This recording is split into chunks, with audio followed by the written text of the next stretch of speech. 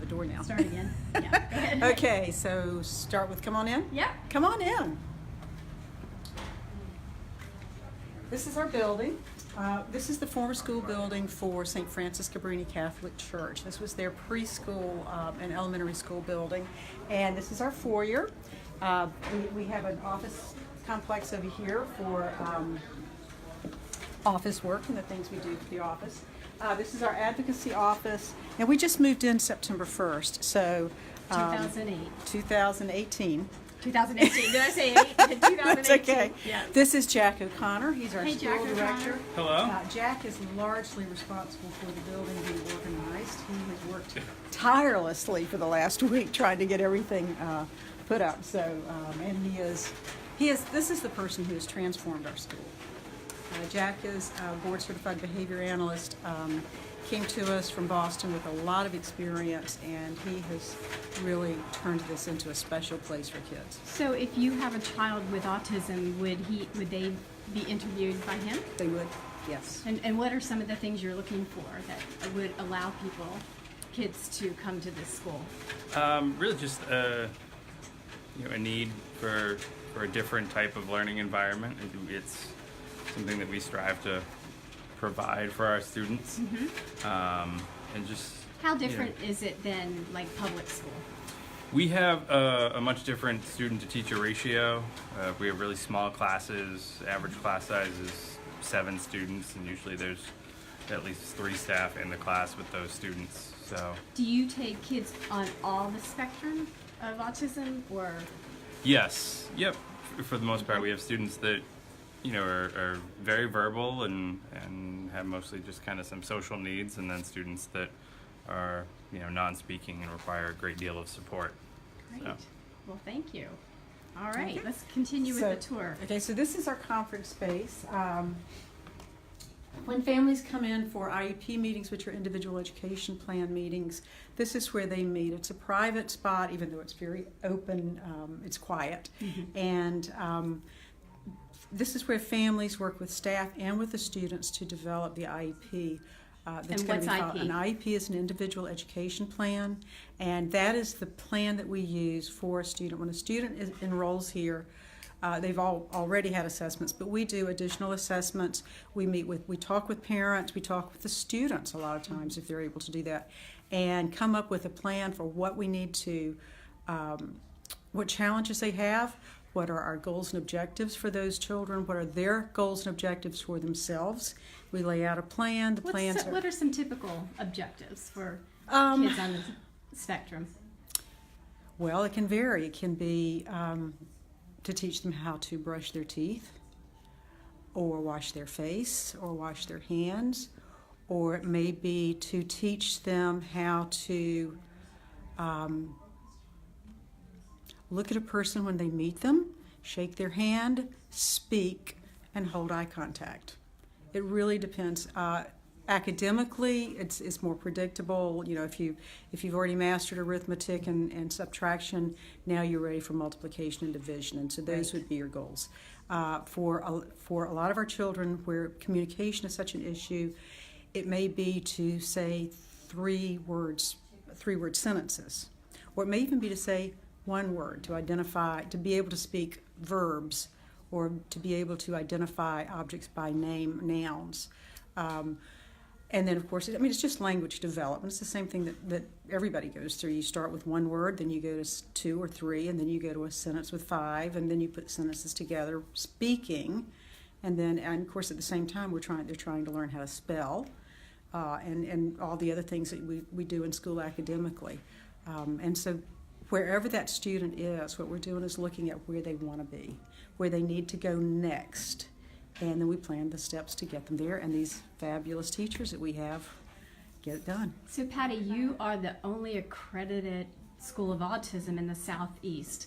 Why is it so important for kids that have autism to go to a school like this and not like the public school, or not like another organization that's not certified? That's a good question. First, let me say the public schools do a great job with an awful lot of kids. Statistically, there are about 2,400 children in our area, that's in the 4-county area, Coastal Empire, who have autism. We have 30 students at our school. So first of all, just want to make it clear that the school systems are doing well for a lot of children. However, the children that we have are children who were not succeeding in those schools. And so they come to us because they have very specific issues that they want to work on.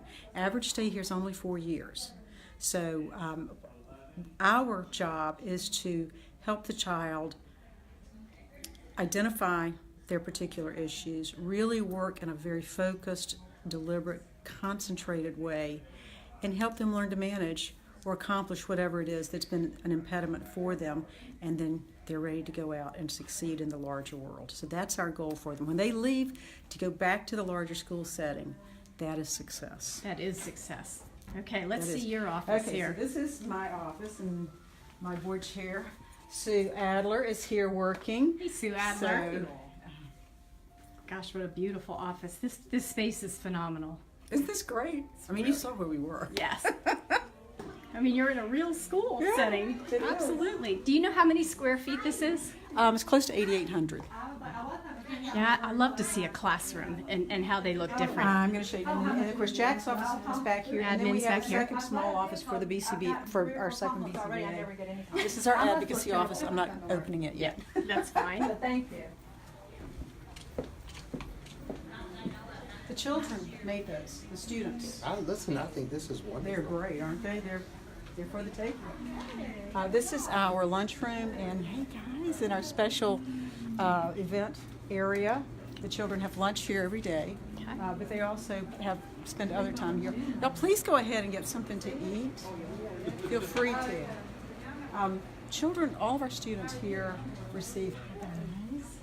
All of our students here receive, in addition to academics, they receive occupational therapy, physical therapy, a lot of speech therapy, and then we also do music therapy. So this is the occupational and physical therapy space. What is this thing do? This is a swing, a comfort swing. When swinging, well, the swinging sort of settles all of us down, but for children with autism, it's particularly calming. So if the child is having a rough day, if they're if they just are kind of jumped up inside, they'll come here, they can swing, and it just calms them down.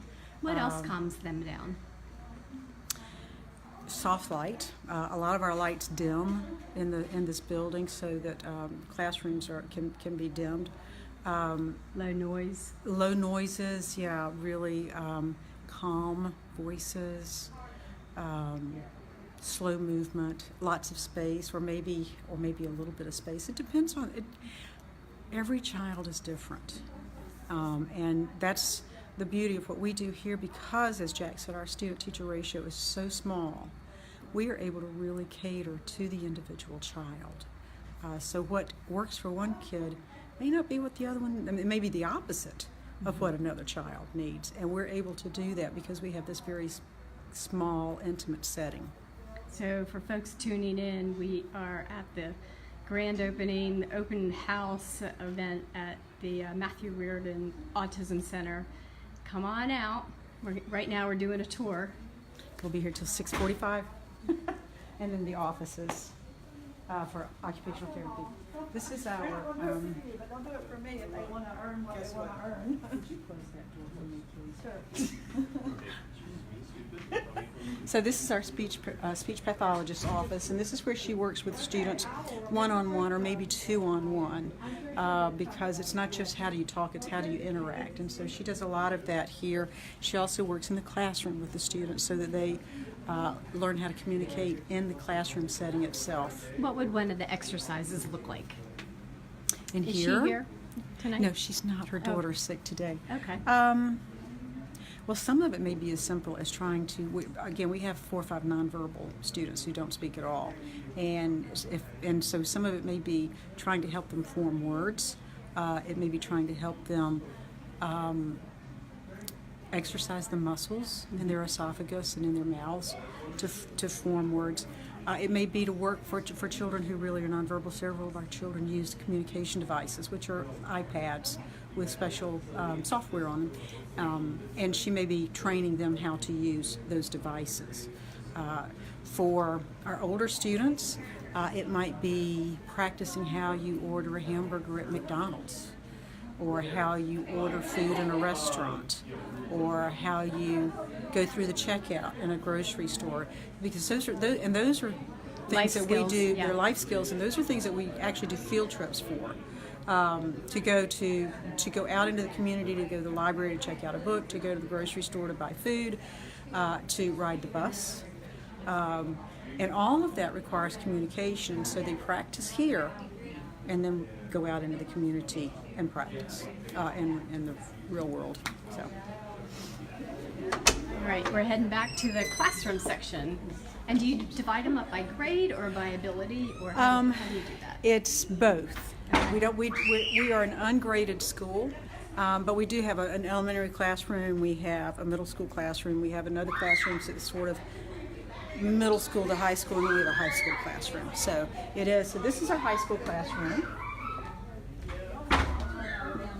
We love it. All of our classrooms have smart boards, thanks to St. Francis Cabrini.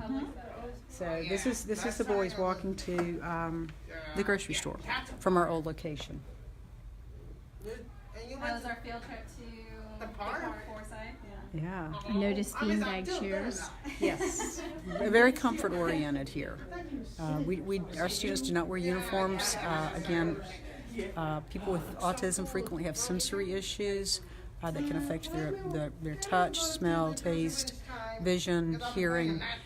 So one of the things that kids don't have to deal with here is uncomfortable clothes. They wear the clothes that we do make them change clothes. Because some of them would wear the same clothes every day, but especially in our little guys. And you ask what do we do? Sometimes we have a child who comes in who will not wear, but who will only wear one outfit, and so that would be an IEP goal. That one day a week we're going to wear something else, or maybe maybe we're going to wear it to school and change when we get. It's all kinds of fun stuff.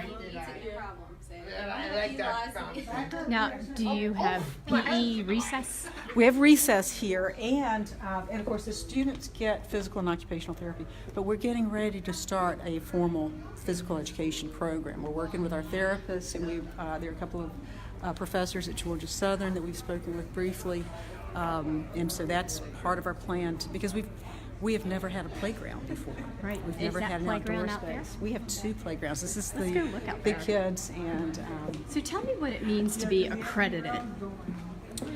the Georgia Accrediting Commission has standards for schools. There are many accrediting associations. Georgia Accrediting Association means that our building meets certain standards for the comfort and security of children. It means that our curriculum meets certain standards that are consistent with the state. But it also, because we are a school with we're an education agency with special needs. A special needs For autism, purpose. yeah. And which is a different classification than you would have, say, for another private school or for a public school, and that gives us leeway to do some things differently, but we still have to report outcomes and goals and that sort of thing. So That's a huge accomplishment to be accredited. it is. It's important. For the It's best important care it's for the important for the student. welfare of the children, but it's also really important for parents to know. It's a standard, it's a credential that tells parents that that this organization it's sort of like being a United Way agency. If you're a United Way agency, financially you're sound. You've got your ducks in a row, and the accreditation process is the same thing. From an education standpoint, you are doing what we need to do for the students to make sure that they're safe, and to make sure they're learning and that they are accomplishing what they need to accomplish. Awesome. Let's just take a peek real fast, Okay. and then I know you got to get back to the open house. So if This we is go out all yours? Okay, if we go out this door, it's going to lock behind us, so we'll have to come back through the front. Okay. It's a security issue. So this is all ours. All of this Wow. is ours. Isn't this fabulous? I mean, this This is just amazing. Patty, this It is is. just great. It is. This is It great. is. We're going to have our Thanksgiving feast under the covered gazebo back when it's time. Before we've had it outside, but this time we're going to have it in the covered area. Do kids on the spectrum like PE? Do they like physical activities, or do you have to? I was always under the impression since coming to Matthew Reardon, our kids didn't really like the outdoors. They have loved having these playgrounds. So I don't know the answer to that about other children, but I know that our children come out here at least twice a day. And once again, if we have a student who's just really having a hard day, those swings almost always have at least one student on them, and a teacher. But our kids are so much happier here, and it's hard to say exactly why. Because everything about where we are now is so much nicer, so much better suited for the day for our students and for our teachers and the parents. I think the parents are very excited and just love what we're doing. But no, the outdoor recess has been a huge leap forward for all of our kids. And they really do play. For folks joining us, this is Patti Victor. She is the Executive Director, President, CEO of the Matthew Reardon Center of Autism, and they have a new location. It's the former Francis Cabrini School. St. Francis Cabrini. Yep. It's 8,000 square feet. I mean, you're in a real school now. We are. Yep. I guess we need to walk around here. We have to walk around. Yep, we're locked out.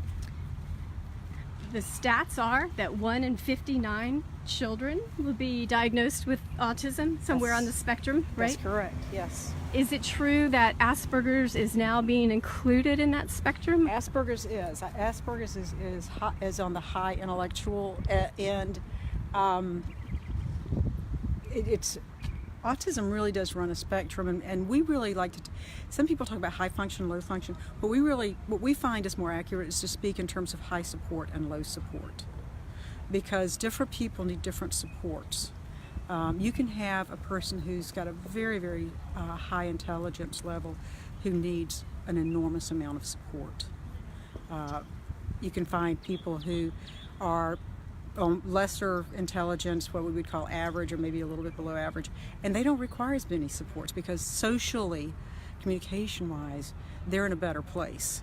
So we really like to talk in terms of support needs rather than high functioning or low functioning. So if somebody has a very young child, 1 or 2 or 3 years old, what are some of the signs that you should look for? To tell if they're on the autistic spectrum? In very young children, in that 1-year-old, 2-year-old, what you're really looking at is eye contact, wanting to be touched or held, enjoying that, cuddling. Depends. It can be too much. Again, it's a disorder. Everything about autism occurs in all of us. It just, in people with autism, it occurs with an intensity that disorders their ability to live a typical life. So a child may never look at you, or a child may stare into your eyes and never drop your gaze. Both of those are inappropriate behaviors, right? But totally different. How will you deal with that? A really important one is if a very young child begins to babble and make noises and then they stop. And sometimes they'll even have a few words, and then right around the age of 2, they stop. And so anytime you see a regression in communication skills, that's a huge red flag. So where can folks watching go online, your website, to find out more symptoms? To find out if you suspect that your child has any kind of developmental disability, your young child under the age of 3, call the public health department and ask for Babies Can't Wait. That is a wonderful program that's available statewide. It does not require a physician's referral. It is simply a parent has a concern. You call the health department and ask for Babies Can't Wait, and you will get a call back, and they will come out and talk with you and begin an assessment to see what's going on and to help. So if you have a very young child, that's where I would start. Okay, so Patti, remind us. If you want to read, if you want to read online, go to the Centers for Disease Control website and search for autism on their website, and they have a program called Milestone Moments, and it is an excellent program for helping parents identify developmental delays and talk with their pediatricians about their concerns. So that's the Centers for Disease Control and Prevention. Google autism once you get there, and it'll take you to it. So if you identify it at a younger age, is there a better chance of them assimilating into society? Yes. The Is earlier that the what intervention, the better the Okay. prognosis. Absolutely. So remind everybody watching what's happening today. Well, today we're having an open house. We moved in here on September 1st, and so we had some construction to do to make it a little more meet for our needs. And today we're having our open house. We've invited all of our friends, our families, our students, our legislators. Our local legislative delegation have been real champions for the Matthew Reardon Center, and we're very grateful to them that they are making possible this service within our community, because there's nothing like us in the state of Georgia outside Metro Atlanta. So thank you to our local legislation delegation. We've also invited the congregation of St. Francis Cabrini, because they have been so gracious to share their building with us. A wonderful partnership. We just have lots of folks, and I'm going to have to go. I Yes. got to go. And who are we giving an award to tonight? We're giving an award to Ron Stevens. It's the Mcgehee Childhood Philanthropy Award. Ron has been a great friend to us, but also to children across the state. He's been very supportive all of his career, but particularly these last 8 years while Governor Nathan Deal has really pushed for services for children. So thank you, Ron. Thank you. All right, thank you, Marjorie.